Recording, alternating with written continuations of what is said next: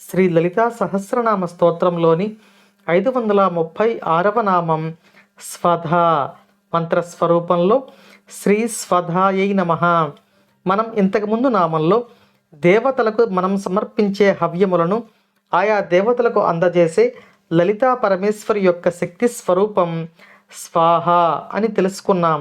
ఈ నామంలో అమ్మవారిని స్వధా అని వసిన్యాది వాగ్దేవతలు కీర్తిస్తున్నారు. మనం ఇంతకుముందు నామాలలో శరీరంలో ఉన్న జీవుడిని అమ్మవారు యోగిని దేవతల స్వరూపంతో 7 ధాతువులలో అంటే చర్మము, రక్తము, ఎముక, మజ్జ, మేధస్సు వంటి ధాతువులలో నివసించి ఆయా శరీరాలను తద్వారా జీవుడు ఆ శరీరంలో ఉండే స్థితిని అనుగ్రహించి రక్షిస్తున్నారు అని తెలుసుకున్నాం.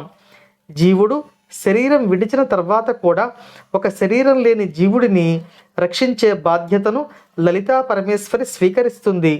నడవలేని బిడ్డను ఒక తల్లి ఎత్తుకుని ఎలా నడిపించి ఉద్ధరిస్తుందో అలాగే శరీరం లేని జీవుడిని అమ్మవారు మరో శరీరంలోకి వెళ్ళేంత వరకు స్వధా అనే స్వరూపంతో రక్షిస్తారు. మనకు దేవతా ఆరాధన ఎంత ముఖ్యమో పితృదేవతా ఆరాధన కూడా అంతే ముఖ్యమైనది. దేవతలకు హవ్యములు సమర్పించి వారిని సంతృప్తిపరుస్తాం. ఈ హవ్యములను అమ్మవారు స్వాహా స్వరూపంతో ఆయా దేవతలకు అందిస్తారు అని ఇంతకుముందు నామంలో తెలియజేసుకున్నాం. మనం పితృదేవతలకు సమర్పించే పదార్థములను కవ్యములు అని అంటారు.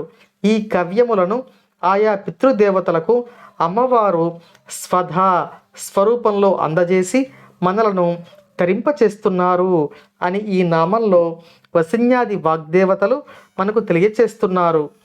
ఓం శ్రీమాత్రే నమః.